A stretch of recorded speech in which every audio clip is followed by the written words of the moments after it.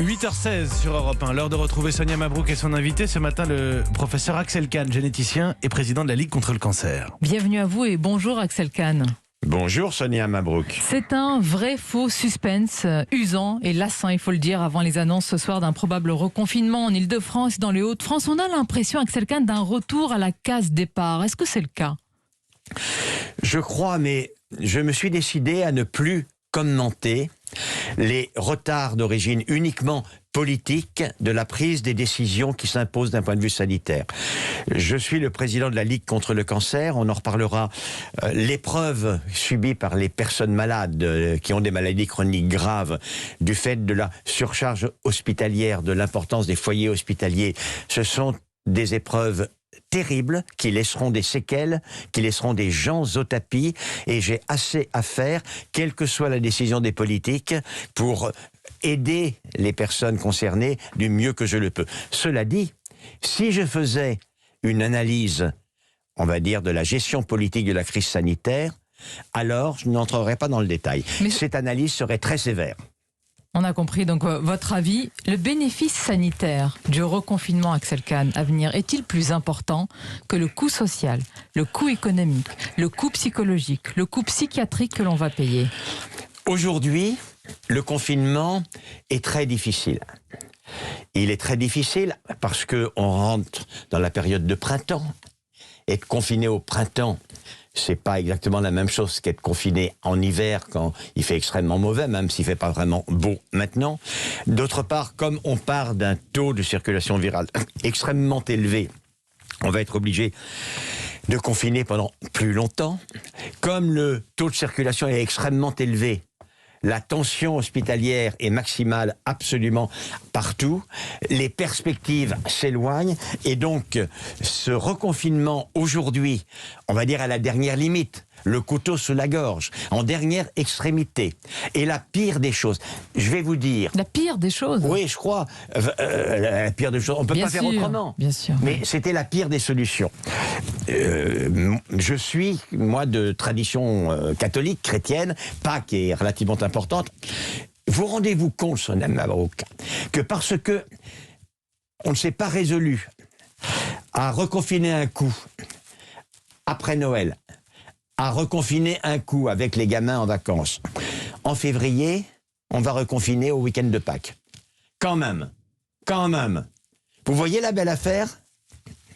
Je n'ai pas besoin de vous poser la question, Axel Kahn, si le pari, ou du moins la stratégie du président Macron, qui était celle de ne pas reconfiner, de tenir sur une ligne de crête, était une bonne stratégie. On vous a entendu clairement là. Oui. Pour vous, chaque jour a été un jour perdu et pas un jour gagné de nos reconfinements. D'un point de vue politique, je comprends. Emmanuel Macron a voulu se présenter comme le sauveur des Français, qui les protégeait de ce confinement, qui est une potion terriblement amère, dont ils sont totalement lassés. Et il s'est dit, il y a un créneau, comme il considère que maintenant il connaît tout de l'épidémiologie, je vais peut-être y parvenir, et si j'y parviens, banco, alors le bénéfice en termes politiques, alors même que l'on est l'année précédente, l'année électorale, sera considérable. Maintenant, le président, mais c'est de la politique, donc je ne m'en mêle pas, le président aura à gérer l'échec de ce pari. Alors il dit maintenant... c'est le mot, hein, il est lancé. Pour vous, c'est un échec. Non, mais ça c'est un échec. Ça n'est pas une analyse. Je veux dire que la totalité des commentateurs doit constater que le président a fait un pari. D'ailleurs, il l'a reconnu. À un moment donné, il a dit le maître du temps, c'est le virus. Ça veut dire que contrairement à ce que j'avais espéré, je ne suis pas le maître du temps.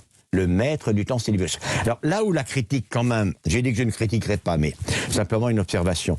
Rien de ce qui se passe aujourd'hui, rien, n'était imprévu. Rien.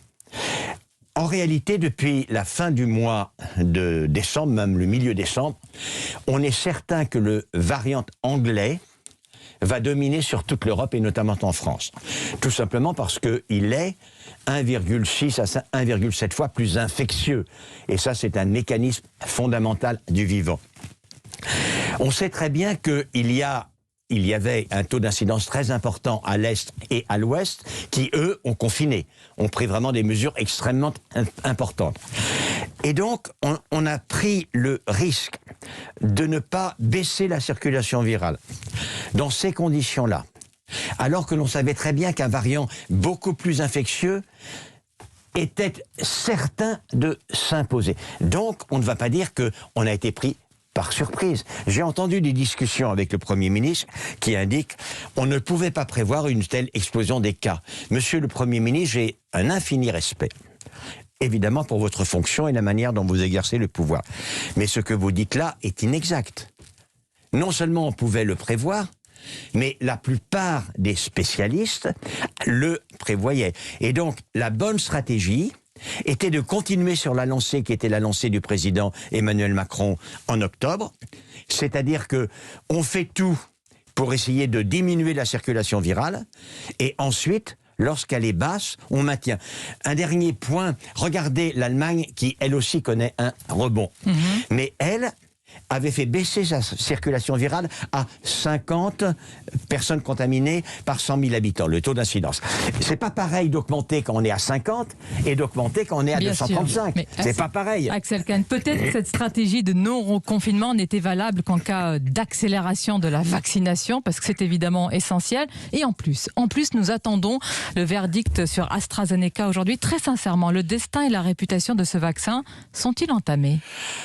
Écoutez, oui, sans doute. Je pense que l'Agence européenne du médicament va indiquer ce qui est vrai, ce qui est incontestable, que les bénéfices du vaccin l'emportent de loin sur les risques. Cela étant dit, il semble bien, en effet, que la particularité de ce vaccin entraîne chez certaines personnes des accidents un peu spécifiques de très très très basse fréquence. Ce que je n'ai pas compris du tout, c'est la frénésie qui a pris d'un seul coup. Mais pourquoi ? Est-ce qu'on a manqué ? Est-ce que les médecins, ou est-ce que certains scientifiques ont manqué de sang-froid ? Oui, ils ont manqué de sang-froid. Ils ont manqué de sang-froid parce que, qu'est-ce qui s'est passé ? Un bon médicament et un bon vaccin, le vaccin AstraZeneca est un bon vaccin, est mis sur le marché et on commence à l'utiliser sur des millions de personnes. Dans ces cas-là, si vous voulez, se met en place un processus que l'on appelle la pharmacovigilance. C'est-à-dire que, en conditions réelles de traitement, on regarde si ce qu'on n'a pas pu voir sur des essais cliniques limités apparaît.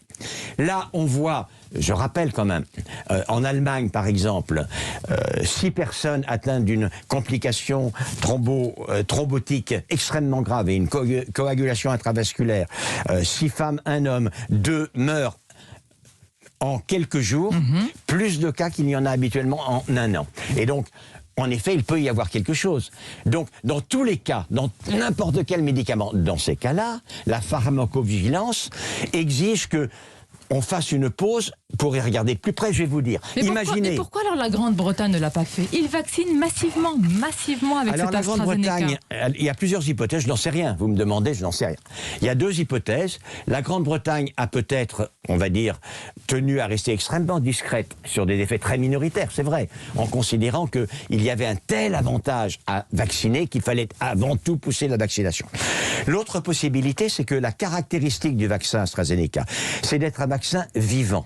C'est un adénovirus de chimpanzé vivant dans lequel on a mis l'ADN qui code la protéine de spicule du coronavirus.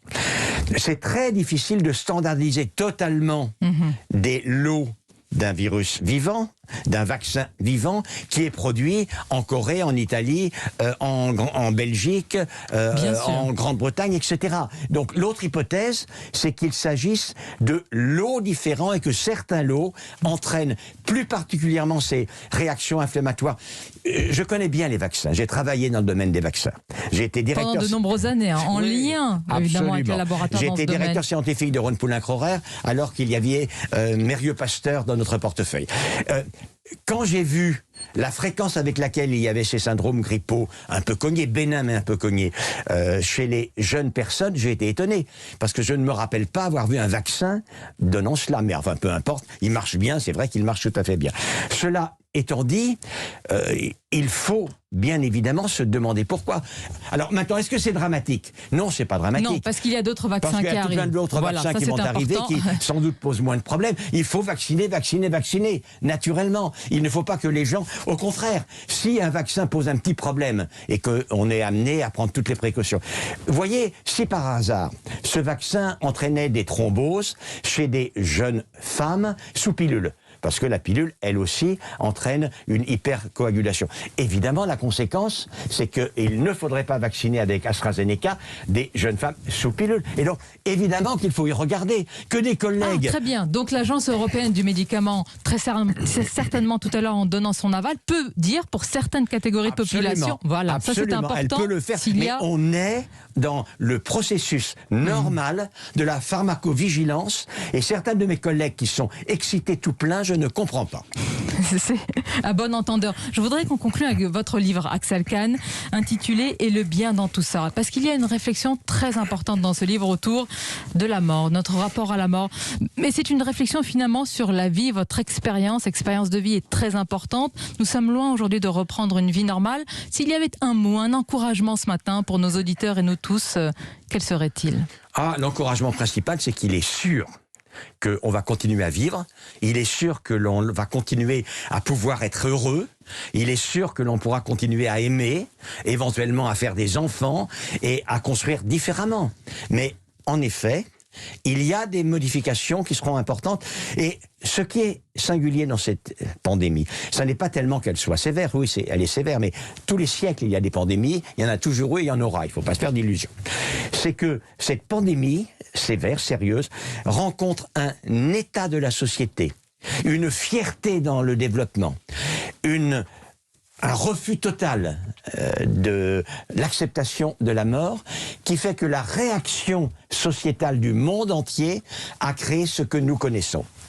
Et tout ça est à découvrir notamment dans votre livre. Et le bien dans tout ça, aux éditions Stock, un peu de réflexion, de recul et une vue d'ensemble, ça fait du bien. Vous aurez écouté plus longtemps. Merci Axel Kahn. Merci beaucoup Sonia Mabrouk. Il est 8h28 sur Europe 1.